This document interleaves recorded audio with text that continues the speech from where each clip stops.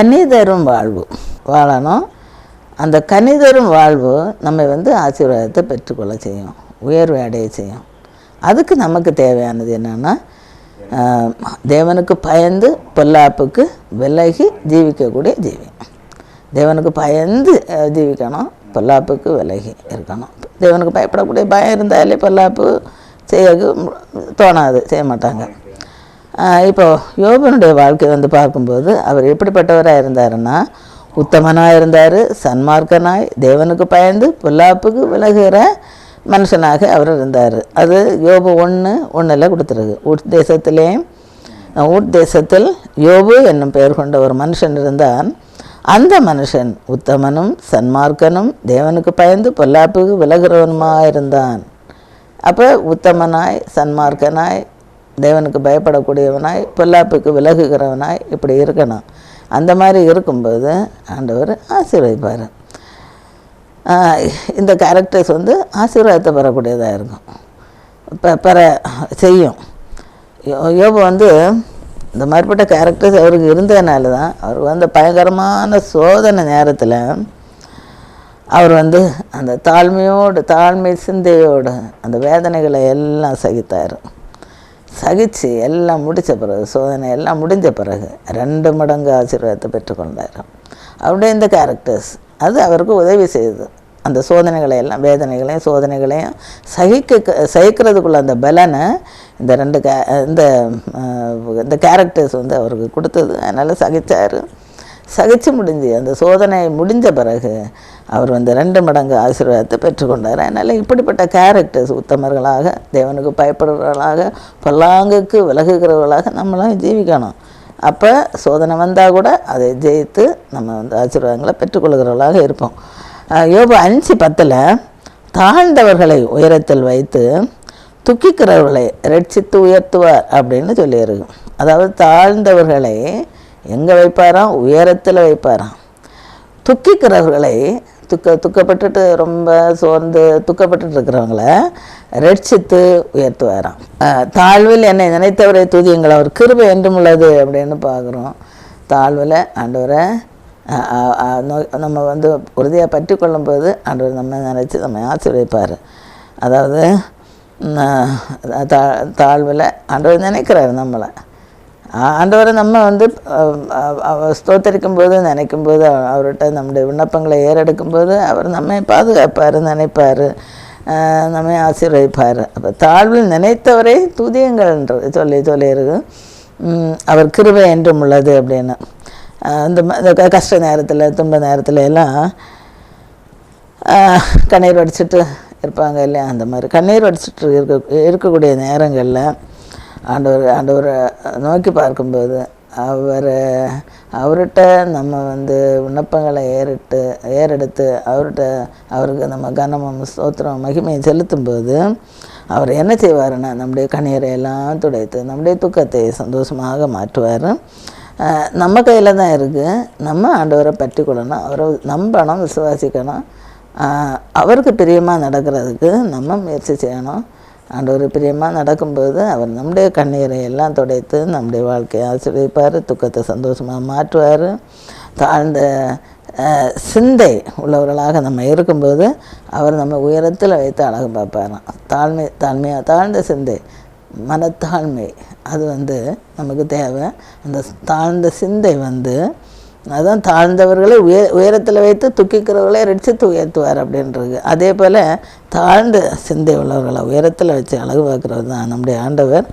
துக்கத்தில் இருக்கிறவங்கள அப்படியே துக்கத்திலே இருக்கட்டுன்னு விட மாட்டார், அவர்களை ரட்சித்து அவர்களை உயர்த்துகிறவர் கர்த்தர். அதனால் அந்த மாதிரி அவருடைய ஆசீர்வாதத்தை பெறணும். என்ன, அவர் உயரத்தில் வைக்கணும், ரட்சித்து அந்த துக்கத்தையெல்லாம் மாற்றி சந்தோஷத்தை தரணும், மகிழ்ச்சியை தரணும். மகிழ்ச்சியை கட்டினாலும் இடைகட்டுகிறாரு. அப்படி இடைகட்டுறதுக்கு நம்ம என்ன செய்யணும்னா, அவர் எதிர்பார்க்கக்கூடிய நல்ல பண்புகளை, நல்ல குணங்களை வெளிப்படுத்துகிறவர்களாக நம்ம இருக்கணும். அவரும் எதிர்பார்க்கக்கூடிய நல்ல குணங்கள் உள்ளவர்களாக நம்முடைய இருதயத்தில் அது பொல்லாத சிந்தனைகளுக்கெல்லாம் இடம் கொடுக்காம ஆண்டவர் விரும்பக்கூடிய அந்த சிந்தனைகளுக்கு இடம் கொடுத்து அப்படி நம்ம வாழும்போது அவர் நம்மை ஆசீர்வதித்து உயர்த்த அவர் காத்து கொண்டிருக்கிறார், உயர்த்துவார். அதனால் தூமாய் தேவனுக்கு பயந்து பொல்லாப்புக்கு விலகி இருக்கணும் அப்படின்னு ஆண்டவர் விரும்புகிறாரு. அந்த இதை நம்ம செய்கிறதுக்கு நம்ம முயற்சி செய்வோம். அதோட அவருடைய அன்பில் நிலைத்திருக்கிறதுக்கு அவர் விரும்புகிறாரு. அவருடைய அன்பில் நிலைத்திருப்போம். அப்படி அன்பில் நிலைத்திருந்து நம்ம ஒரு கனிதரும் வாழ்வு வாழணும் அப்படின்னு அவர் ஆசைப்படுறாரு. அவருடைய ஆசையை நிறைவேற்றுகிறவர்களாக நம்ம இருக்கணும். கனிதரும் வாழ்வு நம்ம வாழக்கூடியவர்களாக இருக்கணும். இங்கே நம்ம வேதத்தில் பார்க்குறோம், கனிதரும் வாழ்வு வாழ்ந்தவர் ஒரு யோசேப்பு கனிதரும் ஒரு செடி அப்படின்னு பைபிளில் கொடுத்துறாங்க. அவன் நீரூற்றண்டையில் உள்ள கனிதரும் செடி அப்படின்னு ஆதியாகமம் 49:22 சொல்லியிருக்கு. யோசேப்பு கனிதரும் செடி நல்ல கனிதரக்கூடிய ஒரு செடி. அது எப்படிப்பட்ட கனிதரும் செடின்னா, நீரூற்றண்டையில் உள்ள கனிதரும் செடி, நீரூற்றண்டையில் இருக்கக்கூடிய ஒரு செடி, கனிதரக்கூடிய செடி. யோசேப்பு அப்படிப்பட்டவர். அந்த மாதிரி ஒரு கனிதரும் செடியை போல், யோசேப்பை போல் நல்ல ஒரு கேரக்டர் உள்ளவங்களாக நம்ம இருக்கணும். அதாவது நீரூற்றண்டையில் ஒரு செடி வளர்ந்தால் அது என்ன செய்யும்? தப்பாமல் ஆண்டு முழுதும் தப்பாமல் கனிதரக்கூடிய செடியாக இருந்தால் அது எவ்வளோ சந்தோஷமாக இருக்கும். அந்த மாதிரி யோசேப்பும் அதே போல் தான், நீரூற்றண்டையில் உள்ள ஒரு கனிதரும் செடியாக இருக்கிறதுனால ஆண்டு முழுவதும் தப்பாமல் கனிதரும் செடி போல் அவர் நல்ல கனியை தரக்கூடியவராக இருக்கிறாரு. அதாவது ஆவியின் கனி அப்படின்னு பார்க்கும்போது சொல்லியிருக்கு, அன்பு, சந்தோஷம், சமாதானம், நீடிய பொறுமை, தயவு, நற்குணம், விசுவாசம், சாந்தம், இச்சையடக்கம். இப்படிப்பட்ட அந்த கனி நம்ம வாழ்க்கையில் இருக்கணும். இப்படிப்பட்ட கனி தரக்கூடிய வாழ்வு நம்ம வாழணும். அதுக்கு நம்ம அர்ப்பணிக்கணும். யோசேப்பு கனிதரும் செடியை போல் இருந்தாராம். அதே போல் நாமும் கனிதரும் செடியை போல் கனி தரக்கூடியவர்களாக நம்ம இருக்கணும். யோசேப்பு எப்படிப்பட்ட ஒரு கனியை தந்தார அவருடைய வாழ்க்கையில் என்ன கனியை கொடுத்தாருங்கிறத பார்க்குறோம். அதாவது அவருடைய கேரக்டரு, யோசேப்பு தேவனுக்கு பயப்படக்கூடியவர் என்கிறது தெரியுது. பொல்லாப்புக்கு விலகி தன்னை காத்து கொண்டவர். இந்த ரெண்டும் நம்ம அவருடைய அந்த ஸ்டோரி மூலம் நமக்கு தெரியுது. அதாவது போத்திபார் மனைவினால் ஒரு சோதனை வருது அவருக்கு. ஆனால் அது அவர் என்ன செய்கிறாருன்னா, பயம் இருந்ததுனால தெய்வ பயத்தோடும் தேவனுடைய துணையோடும் அதை ஜெயிக்கிறாரு. தெய்வ பயம் இருந்ததுனாலையும் கடவுளுடைய ஒத்தாசை இருந்ததுனாலையும்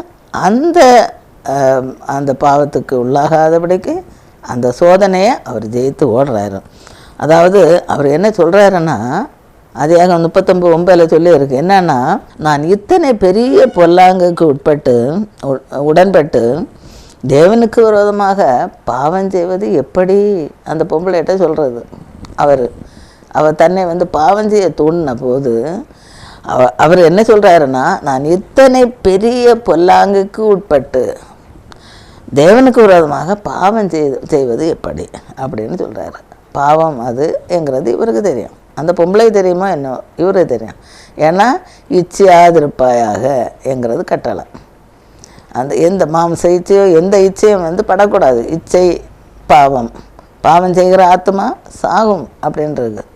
அது நரகத்துக்கு கொண்டு போகும் என்கிற இவருக்கு நல்லா தெரியும். தேவனுக்கு பயந்து இந்த பாவத்தை செய்யலை. இச்சையாகி அந்த பாவத்தை அவர் செய்யாதபடிக்கு அந்த ஒரு தூண்டுதல் வந்த பிறகும் கூட, அதாவது பாவம் கண்டிப்பு படுத்தின பிறகும் கூட அந்த பாவத்தை அவர் செய்யாதபடிக்கு தேவனுக்கு பயந்து அந்த பாவத்துக்கு விலகி ஓடி தன்னை தப்புவித்து கொண்டார். அதனால் நரகத்துக்கு போகாமலும் தப்பிக்கப்பட்டார். இல்லைன்னா இந்த பாவம் செய்து அப்படியே பாவத்தில் உழன்று பாவம் செய்கிற ஆத்மா சாகும் என்கிற அந்த வசனத்தின்படி சாகிறதுக்குள்ள அந்த ஒரு வழி அவர் அதுக்கு நேராக போயிருப்பார், நரகத்துக்கும் போயிருப்பார். ஆனால் அதுலேருந்து எல்லாம் அவர் விடுவிக்கப்பட்டார், காப்பாற்றப்படுகிறது காரணம் என்னன்னா, அவர் தெய்வ பயம் உள்ளவராக இருந்ததுனால. அதனால் அந்த தெய்வ பயம் எல்லாருக்கும் தேவை. தேவன் பார்த்துட்ருக்கிறாரு, கூட இருக்கிறாரு, அவர் எல்லாவற்றையும் அவருடைய கண்கள் பார்த்து கொண்டிருக்கிறது என்கிற அந்த ஒரு உணர்வு வேணும். அந்த தெய்வ பயம் வேணும். பொல்லாப்புக்கு அதனால் விலகி ஓடினார். பொல்லாப்பு செய்யலை, இச்சை என்கிற அந்த பாவத்துக்கும் உடன்படலை. அவர் உடன்படாதபடிக்கு தன்னை விடுவித்து கொண்டார், தப்பி வைத்து கொண்டார். அப்படிப்பட்ட ஒரு நல்ல கனி கொடுக்கக்கூடிய ஒருத்தராக இந்த யோசேப்பு வந்து இருந்தார். இதே போல் நாமளும் என்ன செய்யணும்னா நல்ல கனி கொடுக்குறவங்களாக இருக்கணும். இந்த பாவங்களுக்கு இடம் கொடுக்கக்கூடாது. இச்சைங்கிற அந்த பாவத்துக்கு இடம் கொடுக்கக்கூடாது. எந்த பாவத்துக்கும் மேட்டிமை, அகந்தை, ஆணவம் அதுக்கே இடம் கொடுக்கக்கூடாது. மோசமான காரியங்களை செய்யாதபடிக்கு பாவத்துக்கு விலகி ஓடி நம்மை பாதுகாத்துக்கிட வேண்டியது அவசியம். பாதுகாப்போம். இந்த யோசேப்பை போல் தேவனுக்கு பயந்து பொல்லாப்பு விலகிறவர்களாக நம்ம இருக்கணும். அவரும் அப்படி தான் யோபு, அவரும் தேவனுக்கு பயந்து பொல்லாப்பு விலகிறவராக இருந்தார். அவருக்கும் சோதனை வந்ததான அந்த சோதனையில் ஜெயம் பெற்று 2 மடங்கு ஆசீர்வாதத்தை பெற்றுக்கொண்டார்.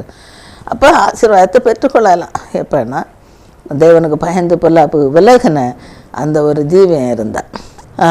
ஆதியாகமம் 49:23 வில் வீரர் அவனை மனமடிவாக்கி அவன் மேல் எய்து அவனை பகைத்தார்கள். யார் என்ன யோசிப்பா. அதாவது வில் வீரர் அவனை மனமடிவாக்கி, வில் வீரர்னா இந்த விரோதிகள், பகைவர்கள்.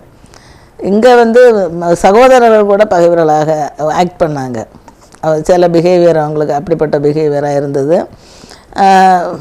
சகோதரர்கள், வில் இந்த மற்றவங்க சில பகைவர்கள், அவருக்குள்ள பகைவர்கள், இவங்க எல்லாம் என்ன செய்கிறாங்கன்னா அவனை மனமடிவாக்கி சோறு உண்டாக்கி அவன் மேல் எய்து அவனை பகைத்தார்கள். மோசமான வார்த்தைகளை சொல்லியிருக்கலாம், அல்லது வேறு ஏதாவது கஷ்டங்களை கொடுத்துருக்கலாம். இப்படி அந்த வில் வீரர்கள் அவனை மனமடிவாக்கி அவன் மேல் எய்து அவனை என்ன செய்தாங்களாம், பகைத்தார்களாம். ஆனாலும் அவனுடைய வில் உறுதியாக நின்றது. அவன் கர்த்தருக்கு பயப்படுகிறவனாக இருக்கிறனால அவனுடைய வில் ஒன்றும் ஆகலை. அவனுடைய வில் வந்து உறுதியாக நின்றது. அவன் புயங்கள் யாக்கோபுடைய வல்லவரின் கரங்களால் பலத்தன. அவனுடைய புயங்கள் பலத்தனவாம். யாருடைய வல்லமை, இந்த யாருடைய ஹெல்ப்னாலேன்னா யாக்கோபின் வல்லவன் கர்த்தருடைய அந்த கரங்கள்னால பலத்தது. இதனால் அவன் எப்படிப்பட்டவனாக மாறி இருக்கிறான்னா மேய்ப்பனும் இஸ்ரவேலின் கண்மலையும் ஆனான். மேய்ப்பனாக மாறினார் யோசேப்பு. இஸ்ரவேலுடைய கண்மலையாக மாறினார். அதாவது சகோதரர்கள் வந்து யாக்கோபு இறந்த பிறகு கூட தன்னுடைய சகோதரர்களை பராமரிக்கக்கூடிய ஒரு பொறுப்பை அவர் ஏற்றுக்கிட்டார். பாதுகாப்பாக அவர் அவங்கள நடத்தினார், பராமரித்தார். சகோதரர்கள் பயந்தாங்க. ஆனால் பயப்படாதுங்க, நான் உங்களுக்கு ஹெல்ப்பாக தான் இருப்பேன், உங்களை தண்டிக்க மாட்டேன் அப்படின்னு எல்லாம் அவங்களுக்கு ஆதரவாக பேசி அவங்கள பராமரிக்கிறாரு. அதை மேய்ப்பனும் இஸ்ரவேலின் கண்மலையுமாக மாறினார். ஒரு அரணான, ஒரு பாதுகாப்பு அரணாக அவர் இருந்து யோசேப்பு அவருடைய சகோதரர்களுக்கு, பிள்ளைகளுக்கு எல்லாருக்கும் இருந்து பாதுகாத்தார். அந்த மாதிரி மேய்ப்பனும் இதனால் அவன் மேய்ப்பனும் இஸ்ரவேலின் கண்மலையுமாக ஆனான். உன் தகப்பனுடைய தேவனாலே அப்படி ஆயிற்று, அவர் உனக்கு துணையாக இருப்பார். இது எதனால் இந்த மாதிரிப்பட்ட ஒரு இது காரியங்களை செய்தாருன்னா தகப்பனுடைய தேவனார் கர்த்தரால் தான் அவர் அந்த மாதிரிப்பட்ட காரியங்களை செய்தார். அந்த ஹெல்ப் பண்ணுறதும் எல்லாம் அவர் ஆண்டவர்னால, ஆண்டோடைய ஒத்தாசையினால் அவர் வந்து உனக்கு துணையாக இருப்பார், கர்த்தர் வந்து உனக்கு துணையாக இருப்பார் அப்படின்னு சொல்லியிருக்கு. அந்த மாதிரி கர்த்தர் நமக்கும் யோசேப்பை போல் துணையாக இருப்பார். அவரால் யோசேப்பு செய்த காரியங்களை எல்லாம் நாமும் செய்ய முடியும். வில்வீரர் வந்து அவனை மனமடிவாக்கினார்கள் இல்லையா, அவனை பகைத்து மனமடிவாக்கினது போல் சாத்தான் வந்து கர்த்தருடைய பிள்ளைகள் மேலே அம்புகளை ஏவான், சில பிரச்சனைகளையும் போராட்டங்களையும் சோதனைகளையும் எல்லாம் கொண்டு வருவான். அப்படி இந்த கொண்டு வரும்போது சில இந்த போத்திப்பார மூலம் கஷ்டம், சகோதரர்கள் மூலம் கஷ்டத்தை கொண்டு வந்த போல் கூட இருக்கிறவங்க மூலமாக என்ன செய்யலாம், கஷ்டங்கள் சோதனைகள் எல்லாம் வரும். அப்படி வந்து நம்மளையும் வந்து மனமடிவாக்க பார்ப்பாங்க, அதாவது சோர்வடைய செய்வாங்க. அப்படி சோர்வடைய செய்யும்போது சோர்ந்து போகாதபடிக்கு நம்ம ஆண்டவரை உறுதியாக பற்றி கொண்டு அவருக்கு பிரியமாக நடந்தோன்னா நாம் அதில் ஜெயம் பெறலாம். அதாவது யோசேப்புடைய வில் உறுதியாக நின்றது அப்படின்னு சொல்லியிருக்கு.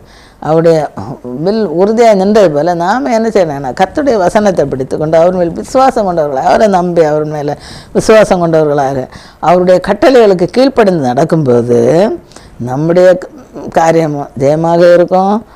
நாமளும் வந்து அந்த யோசிப்பை போல் ஜெயமுள்ள வாழ்க்கை வாழ முடியும், ஒரு ஆசீர்வாதத்தை பெற்றுக்கொள்ள முடியும். அவருக்கு பிரியமான பிள்ளைகளாக நம்ம ஜீவிப்பதனால ஜீவித்து அவருடைய ஆசீர்வாதத்தை சுதந்திரத்துக்கொள்வோம். அப்படி நம்ம ஆண்டவர் பிரியமாக நடக்கும்போது எதுவும் நம்மை சேதப்படுத்த, எந்த வில்வீரன் வந்தால் எந்த சத்துரு சாத்தா எப்படிப்பட்ட சோதனைகளை கொண்டு வந்தாலும் அதனால் எதுவும் நம்மை பாதிக்காது. அப்படி கர்த்தர் நமக்கு துணையாக இருப்பார். துணையாக இருந்து நம்மை ஆசீர்வதிப்பார். அவர் எப்படி ஆசீர்வதிப்பார் அப்படின்னுள்ளதை இங்கே கொடுத்துருக்கு.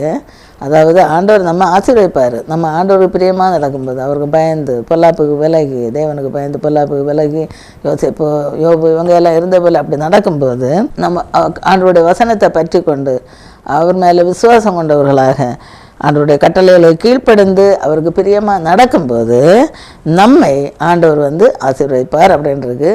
எப்படிப்பட்ட ஆசீர்வாதம், எப்படி ஆசீர்வதிப்பார் அப்படின்னா, உயர வானத்திலிருந்து உண்டாகும் ஆசீர்வாதங்கள்னாலும் கீழே ஆழத்தில் உண்டாகும் ஆசீர்வாதங்கள்னாலும் ஸ்தனங்களுக்கும் கற்பங்களுக்கும் உரிய ஆசீர்வாதங்கள்னாலும் உன்னை ஆசீர்வதிப்பார் அப்படின்னு சொல்லியிருக்கு. அதுபோல் ஆசீர்வதிப்பார். வானத்திலிருந்து உண்டாகும் ஆசீர்வாதம், ஆழத்திலிருந்து உண்டாகும் ஆசீர்வாதம், ஸ்தனங்களுக்கும் கற்பங்களுக்கும் ஒரு ஆசீர்வாதங்கள்னால ஆண்டவர் என்ன செய்வார், ஆசீர்வதிப்பார். அதனால் இப்படிப்பட்ட ஒரு ஆசீர்வாதத்தை நம்ம சுதந்திரித்து கொள்ளுகிறவர்களாக நம்ம காணப்படணும். அதுக்கு என்ன செய்யணும்னா ஆண்டவருடைய வசனத்தை உறுதியாக பற்றி கொள்ளணும், ஆண்டவருக்கு பயந்து வாழணும், அவருக்கு பிரியமான பிள்ளைகளாக ஜீவிக்கணும், அவருடைய கட்டளைகளுக்கு கீழ்ப்படிந்து நடக்க நம்மை அர்ப்பணிக்கணும். அப்படி ஆண்டவருடைய கட்டளைகளுக்கு கீழ்ப்படிந்து நடக்கும்போது ஆண்டவர் இப்படிப்பட்ட ஆசீர்வாதங்கள்னால நம்ம ஆசீர்வதிப்பார். இந்த யோசேப்பு பாவ இச்சைகளுக்கு இடம் கொடுக்காம ஓடின போல், இச்சைக்கு இடம் கொடுக்காம தன்னை அதுலேருந்து ஓடி தப்பித்து கொண்டது போல் நாமளும் என்ன செய்யணும்னா பாவ இச்சைக்கு, உலக ஆசாபாசங்கள், உலக மாய்மாயலங்கள், உலக வேஷங்கள், மாம்ச இச்சைகள், உலகத்தினுடைய தார்மான பழக்க வழக்கங்கள், இது ஒன்றுக்கு நம்ம என்ன செய்யக்கூடாதுன்னா இடம் கொடுக்கக்கூடாது. இதுகளுக்கெல்லாம் இடம் கொடுக்காம இதுகளுக்கு விலக்கி நம்மை பாதுகாத்து நம்ம வாழணும். இப்படி பாதுகாத்து வாழும்போது நம்மை உயர்த்துவார், நம்மை மகிமைப்படுத்துவார், நம்மை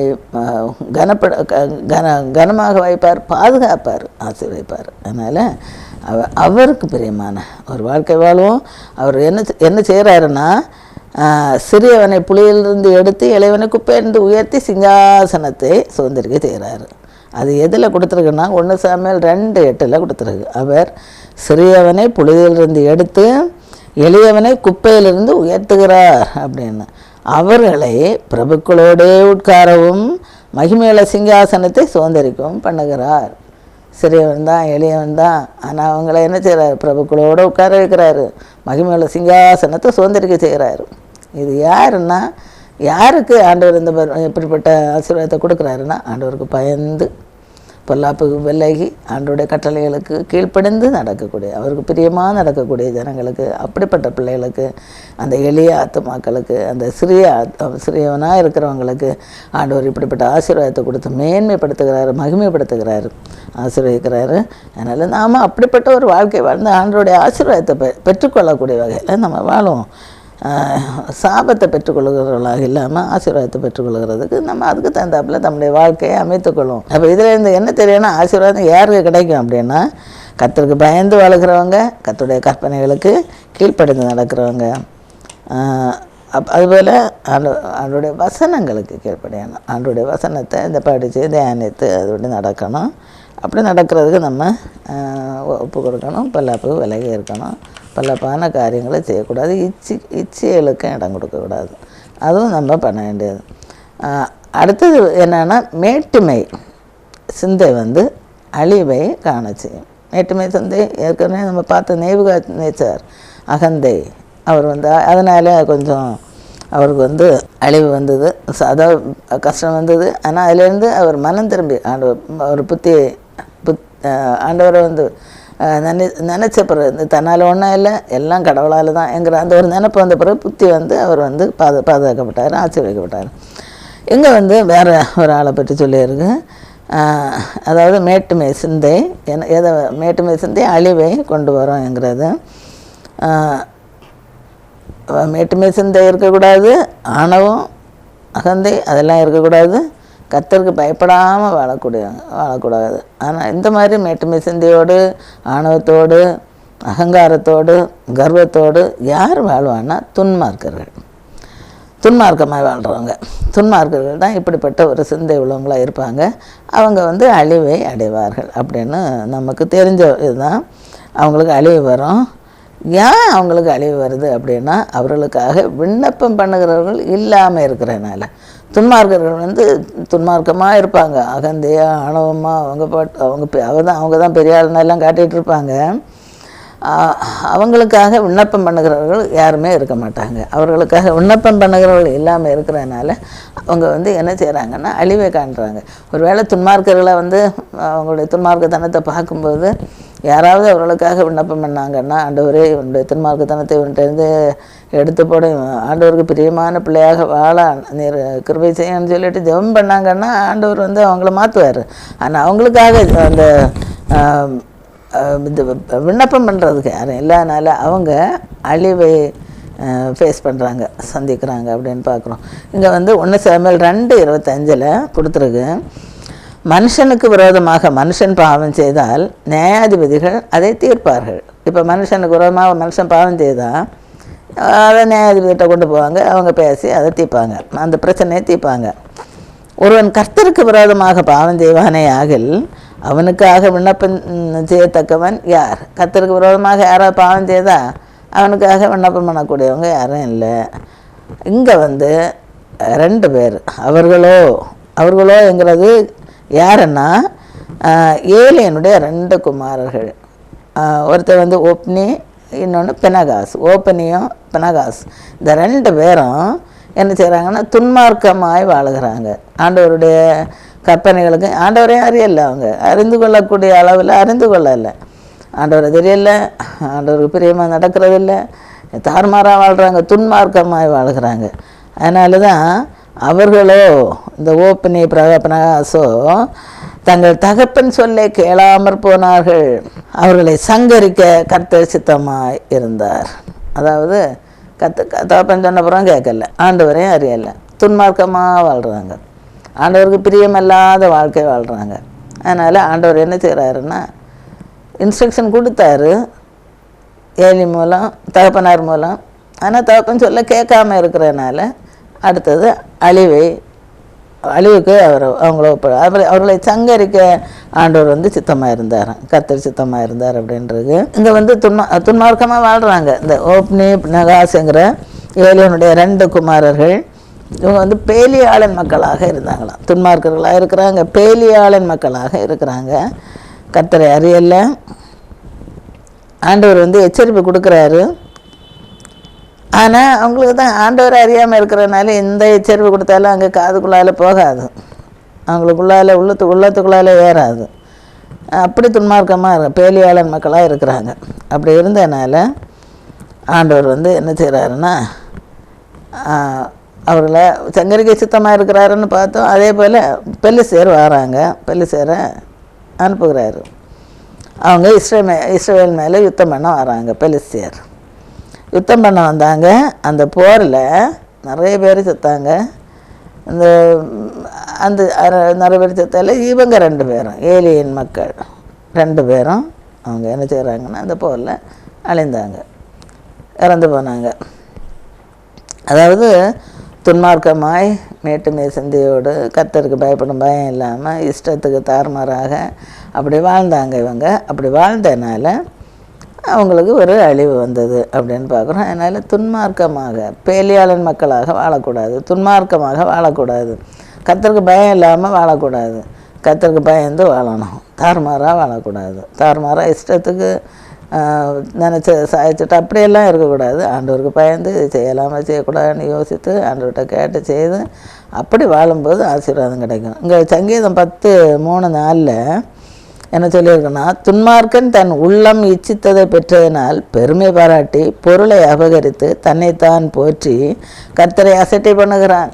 துன்மார்க்கன் என்ன செய்கிறான்னா தன்னுடைய உள்ளம் இச்சித்ததை பெறுகிறான். அப்படி பெற்றதுனால அவன் பெருமை பாராட்டுகிறான். தனக்கு என்ன தான் விரும்புகிறானோ அவன் அதையெல்லாம் அவன் பெறுகிறான். அவன் இச்சித்ததை பெறுகிறான்னு அவன் ஆசைப்பட்டதெல்லாம் அவனுக்கு கிடைக்குது. அவன் ஆசைப்பட்டதெல்லாம் கிடைச்ச உடனே அவனுக்கு ஒரு பெருமை பாராட்டுறான். பெருமை பாராட்டி பொருளை அபகரிக்கவும் செய்கிறான். பொருளை அதனால தான் அவனுக்கு கிடைக்குது. இச்சித்ததை எல்லாம் இப்படி அபகரித்து பெறுவான். பெற்று அவன் என்ன செய்கிறான்னா தன்னைத்தான் போற்றி, நான் இதெல்லாம் சம்பாதிச்சிருக்கிறேன், நான் இதெல்லாம் பெற்றிருக்கிறேன் அப்படின்னு தன்னைத்தான் போற்றி கர்த்தரை அசட்டை பண்ணுகிறான். கர்த்தரை அசட்டை பண்ணுறான். கர்த்தரை நினைக்கிறா இல்லை, இவன் தான் கள்ளத்தனமாக வாங்கிறது, பெறுகிறது, எல்லாம் அபகரிக்கிறது, இச்சிக்கிறது எல்லாம் அவன் பெற்றுக்கொள்கிறான். அவன் என்னெல்லாம் விரும்பினானோ, அவன் என்னெல்லாம் ஆசைப்பட்டானோ அதையெல்லாம் பெற்ற உடனே அவனுக்கு ஆண்டவரை பற்றி மைண்ட் பண்ணல, கர்த்தரை அசட்டை பண்ணுகிறான். அப்புறம் துன்மார்க்கன், அதாவது சங்கீதம் 10:4 துன்மார்க்கன் தன் கர்வத்தினால் தேவனை தேடான். அவன் நினைவுகளெல்லாம் தேவன் இல்லை என்பதே கர்வம் அவனுக்கு. அதனால் தேவனை தேட மாட்டான். அவனுக்கு நினைப்பெல்லாம் என்னன்னா தேவன் இல்லை, நான் தான் எல்லாம் அப்படிங்கிறப்பில் அவன் நினைக்கிறது. அப்படியே நினைக்கிறதுனால தேவன் அவன் தேட மாட்டான். தேவன் உண்டுன்னு நினைக்கிறது இல்லை. அவனுக்கு அவன் அறிவும் கிடையாது. இஷ்டத்துக்கு போகிறான், நடக்கிறான். ஏலியனுடைய மக்களும் இதை போல தான். பிறர் பொருளை அபகரிக்கிறாங்க, இச்சிக்கிறாங்க, மோசமாக நடக்கிறாங்க. பிஹேவியர் எல்லாம் சரியில்லை ஏலியனுடைய ஜனங்கள். அந்த பிள்ளைகளுக்கு ஓப்பனி பினகாஸ் இந்த 2 பேருக்கும் இச்சையாதிருப்பாயாக. இச்சைங்கிறது பாவம், மாம்ச இச்சையும் எந்த இச்சையும் படக்கூடாது. பொருளாசை அதுவும் நல்லதில்லை. பொருளாசை எல்லா தீமைக்கும் வேறாக இருக்கிறது. சிலர் அதை இச்சித்து அவங்க பல்வித மோசமான விளைவுகளை சந்தித்து கஷ்டப்படுறாங்க. அதனால் தங்களை கெடுத்துக்கொள்ளுகிறாங்க அப்படின்றது. அதனால் பொருளாசை, வேறுள்ள ஆசைகள், உலக ஆசை, மண் ஆசை, பொன்னாசை, வேறுள்ள இந்த ஆசைகளுக்கெல்லாம் விலக்கி நம்ம பாதுகாத்துக்கிடணும். இச்சை என்ன செய்யணும்னா சாத்தானுடைய அடிமைத்தனத்துக்குள்ளாயிரும். ஒரு சின்ன பொருள் ஆசை அப்படின்னு அதுக்கு கூட நம்ம இடம் கொடுக்கக்கூடாது.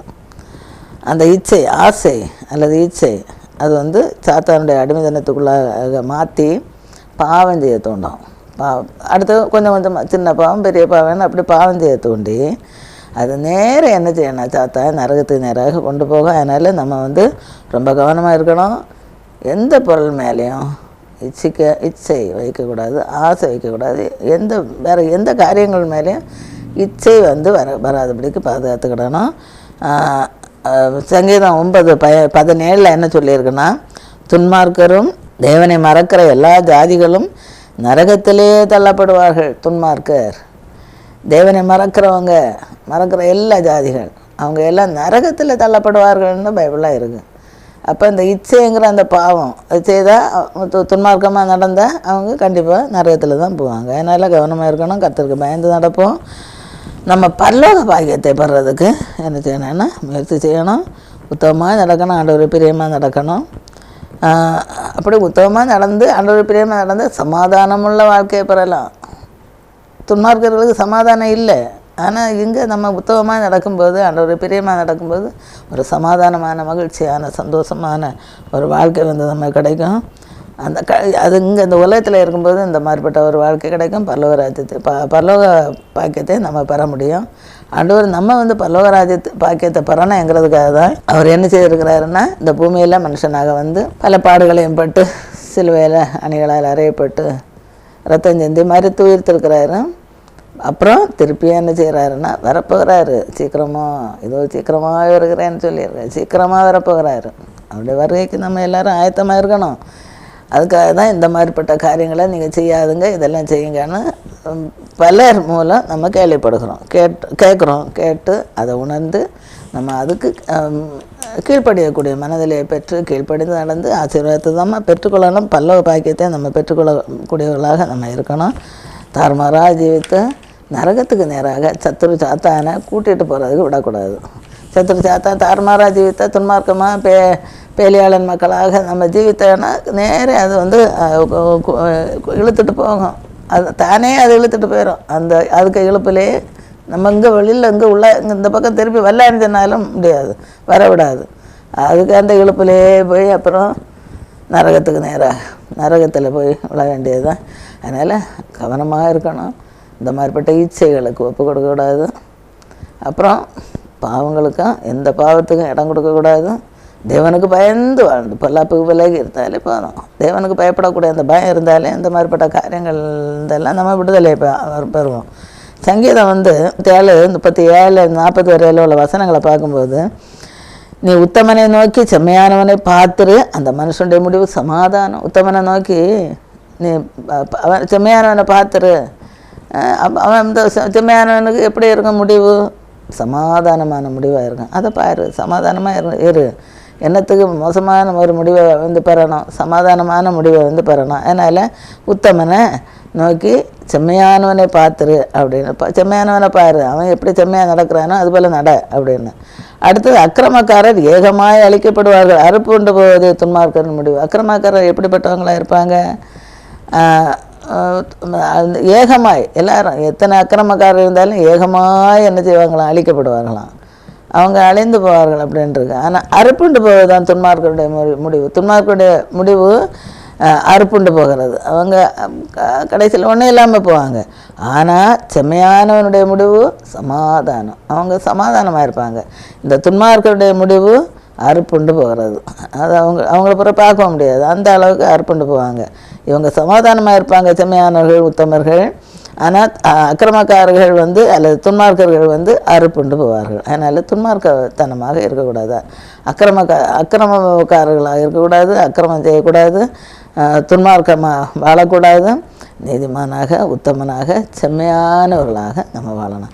நீதிமான்களுடைய ரட்சிப்பு கர்த்தரால் வரும், இக்கட்டு காலத்தில் அவரே அவர்கள் அடைக்கலும். நீதிமான் ரட்சிக்கப்படுவான், அவனுடைய ரட்சிப்பு கர்த்தரால் வரும். கர்த்தர் அவனை ரட்சிப்பார். ஒரு வேளை கஷ்டம் சோதனை வேலை வந்தால் கூட நீதிமான்களாக இருந்தால் அவர்களை கர்த்தர் ரட்சிப்பார். நீதிமான்களுடைய ரட்சிப்பு கர்த்தரால் வரும். இக்கட்டு காலத்தில் அவர் தான் அவர்களுக்கு அடைக்கலம். இக்கட்டு காலமாக அவங்க என்ன செய்வாங்க? ஆண்டவர் தான் நோக்கி பார்ப்பாங்க, வேறு எங்கேயும் போக மாட்டாங்க. அதனால் இக்கட்டு காலத்தில் அவர்களுக்கு அடைக்கலமாக இருந்து அவர்களை பாதுகாப்பார். இக்கட்டு காலத்தில், ஆபத்து காலத்தில் என்னை நோக்கி கூப்பிடு, நான் உனக்கு பதில் கொடுப்பேன்னு சொல்லியிருக்கிறார் இல்லையா? ஆபத்து காலம் வந்ததுன்னா, இக்கட்டு காலம் வந்ததுன்னா அவங்க ஆண்டவரை நோக்கி கூப்பிடுவாங்க, ஆண்டவர் மறு உத்தரவு கொடுப்பார். நீ அறியாத உனக்கு எட்டாமன பெரிய காரியங்களை செய்வேன்னு சொல்லியிருக்கிறாரு.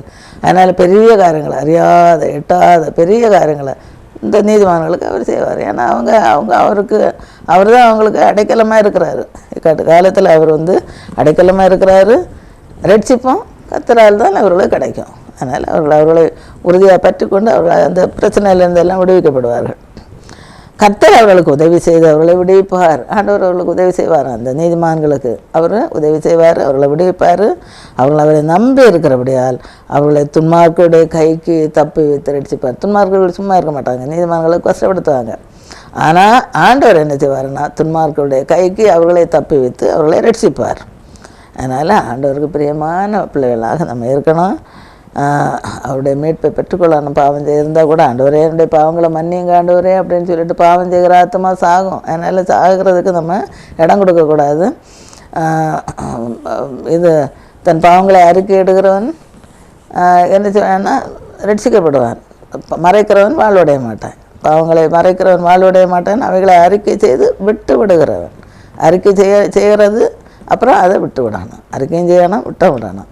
பாவங்களை அப்படியே ஆண்டவர்கிட்ட ஒன்றா சொல்லி, ஆண்டவர் நான் இந்த பாவங்களை எல்லாம் செய்யிட்டேன், நான் இப்படி மோசமான காரியங்களை செய்துட்டேன்னு ஒவ்வொன்றா ஆண்டவர்கிட்ட சொல்லி இதை நான் விட்டு விடுகிறேன், எனக்கு நீர் உதவி செய்யும் அப்படின்னு ஆண்டவரிடத்தில் சரணடையும் போது ஆண்டவர் அந்த பாவங்கள்லேருந்தெல்லாம் விடுவிப்பார், மன்னிப்பார், ரட்சிப்பார், மீட்பை தருவார், ஆசீர்வாதத்தை தருவார், பரலோக பாக்கியத்தையும் தருவார். அதனால் அவர் தரக்கூடிய அந்த மேலான பாக்கியத்தை பெறுறது தகுந்தாப்பில் நம்முடைய வாழ்க்கையை நம்ம மாற்றி அமைத்து கொள்வோம். வாழ்க்கையில் மாற்றங்களை ஏற்படுத்திக் கொள்வோம். ஒரு வேளை பாவம் செய்திருந்தால் கூட